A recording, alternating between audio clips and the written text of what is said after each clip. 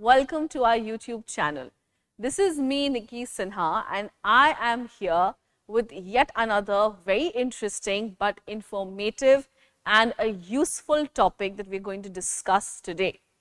The topic of today's discussion is scholars of medieval India.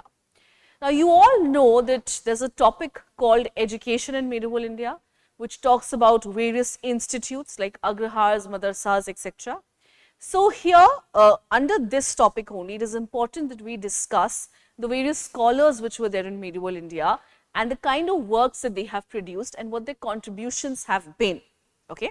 Because you are bound to get a question from here. So, let's start. Okay.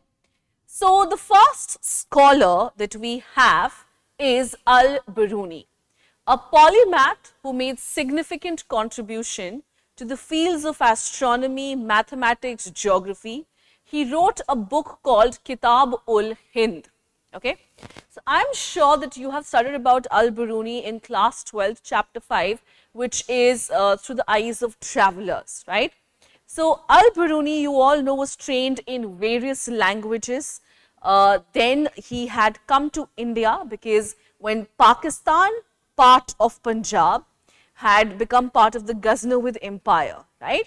He was also taken to Ghazni as a hostage because Mahmud Ghazni had come and invaded his land and he had taken away scholars for his own court. So, when he arrived in Ghazni, he also arrived as a hostage, but he developed a liking for the city and he lived there for almost 70 years until his death. Now, he came in contacts with India when? So, he came in contacts with India when the Pakistan part of Punjab becomes a part of the Ghaznavid Empire, right. It is here that he develops an interest into the Indian tradition, Indian culture and society, and he has written extensively about a lot of things: astronomy, mathematics, medicine, alchemy, society, culture, festivals, etc. A lot of details have been given, okay. And what is his book called? His book is called Kitab-ul-Hind, which has around 80 chapters and it is written in a very specific manner. He always starts with a question. He explains the questions using Sanskritic explanation or Brahmanical explanation, and then he goes on to draw parallels of that particular topic or that particular tradition with other cultures that he knows. Fine. He is a very important source for us as far as medieval Indian history is concerned. Okay. Then we have Ibn Battuta. Now, Ibn Battuta has been called as a globe trotter. Why?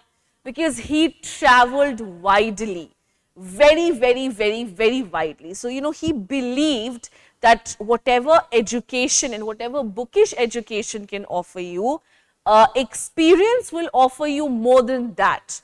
And experience can only be gained if you roam about, if you go to that places or go to those places. So, he came to India under the reign of Muhammad bin Tughlaq and he was appointed as the Qazi. And it was under his reign also that he travelled a lot. Now, he has written this book called Rihla.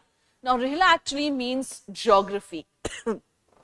So, he has given us some very extensive details about communications, about markets, about cities, and most importantly about those things which we are so used to seeing in our daily lives that we don't even bat an eyelid towards it. That is, he has given description of small things that we take for granted like pan and coconut.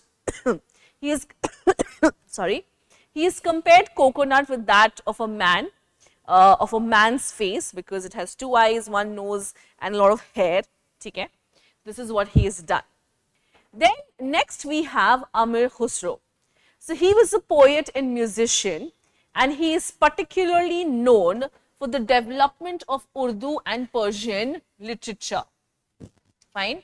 So, you all know that Amir Khusro has made significant contributions in what? He has made significant contributions in Urdu and Persian literature, right? He was also the one who visited the saint of Ajmer, Chishti Nizam, sorry, Mohiuddin Chishti. He visited Mohiuddin Chishti quite a few times, fine. That is his major contribution. Then we have Bhaskar II. He was a mathematician and astronomer who made important contributions to trigonometry and calculus. Please remember this, this is very interesting. So, who do we have next? We have Bhaskar II. Now, he was a mathematician who has made significant contributions to two subjects, which is trigonometry and calculus. Okay? All right. Okay. Then we have Abul Fazl. Now, he was a historian, a forceful debater, fine. He was also involved in the policy making process of Akbar, and most of all, he is known to have written Akbar Nama, which is the court chronicle which gives us details about the reign of Akbar. Now, this is a very detailed account, I am sure you remember this from your class 12 syllabus as well. When we talk about N.A. Akbari, it has 5 books, okay. It has given details about each and every province, about the climatic conditions, the geographical locations, the soil, the kind of crop, the amount of crop, the revenue which is collected. So, it is giving us extensive detail, and Abul Fazl also was trained in various languages. Okay. Then we have Ramanuj. He was a philosopher who developed the Vishisht Dvait school of Hindu philosophy. Now, we have already discussed what Vishisht Advait is. So, Vishisht Advait also states that there is going to be an amalgamation or union of Atman and Brahman. But even when they become one, they are going to maintain their distinct identities. They are not going to form just one blob together. This is like the concept of Ardhanareshwar, where yes, you become one, but you still have your distinct identities. Then we have Shankaracharya. He was a philosopher who founded the Advait school of Hindu philosophy. So, Advait is just talking about the amalgamation or the union of Atman with Brahman. Who developed this? This was developed by Shankaracharya. Okay. Then we have Kabir. He was a poet saint of medieval India who was revered by both Hindus and Muslims. Okay. So, I am sure you all remember Kabir ke Dohe. I am sure you remember about Kabir again from your class 12 syllabus. You know that his works have been preserved in 3 traditions, which is Kabir Bijak, all right, Kabir Panthis, and then some of his contributions or some of his verses have also been preserved where? In Adi Granth Sahib, right. Now, he also was completely against what? He was completely against outward show of piety, rituals, etc., right. He did not, he actually advocated a nirgun form of bhakti, because for him, he has described ultimate reality using various names, Khuda, Hazrat, Peer, Shunya. He has also used terms like Vedant, right. So, all of these terms he has used to describe the ultimate reality, and he believed in what? He believed in, you can say, nirgun form of bhakti, okay. And obviously, he advocated for simplicity in religion. He was completely against unnecessary rituals, etc. He rejected the rituals of both Hindus and Muslims, fine. Okay. Then we have Tulsidas. He was a poet and a saint who is best known for his work of Ramcharitmanas. So, I am sure I do not need to explain this to you. You know what Ramcharitmanas is. You know who has written the Ramcharitmanas, isn't it? Now, then lastly, we have Malik Muhammad Jaisi. So, he was a poet who has written the epic poem of Padmavat.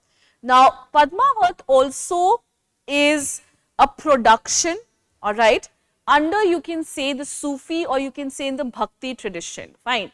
So, Padmavat actually wants to show the love that you have for the divine, or the love that you have for God, but you cannot show it directly. So this has been done using human allegory, in the sense the love which is shown between two human beings, between Padmavati and Rana Ratan Sen, okay, that is the kind of love that a devotee can have for their deity as well. This is what bhakti is, this is what devotion is, this is what intense love is, fine. So he is known for what? He is known for Padmavat, alright. So these were the few important scholars of medieval India. I have discussed their works with you. I have discussed some of the major contributions with you. Please remember their names, the concept which they have given, the books that they have written, or any poetry that they have written, fine, because you are bound to get questions from here, alright. So I really hope that you found this video useful and interesting, and I really hope that this helps you solve a lot of questions from different years, okay. If you still have any doubts, please feel free to address them in the comment section. Most importantly, if you want me to discuss more scholars, please do suggest names and I will be discussing those scholars with you, okay. So thank you so much for joining me here, guys. It was an absolute pleasure to have you all. I will now see you in the next lecture. So then please take care. Thank you.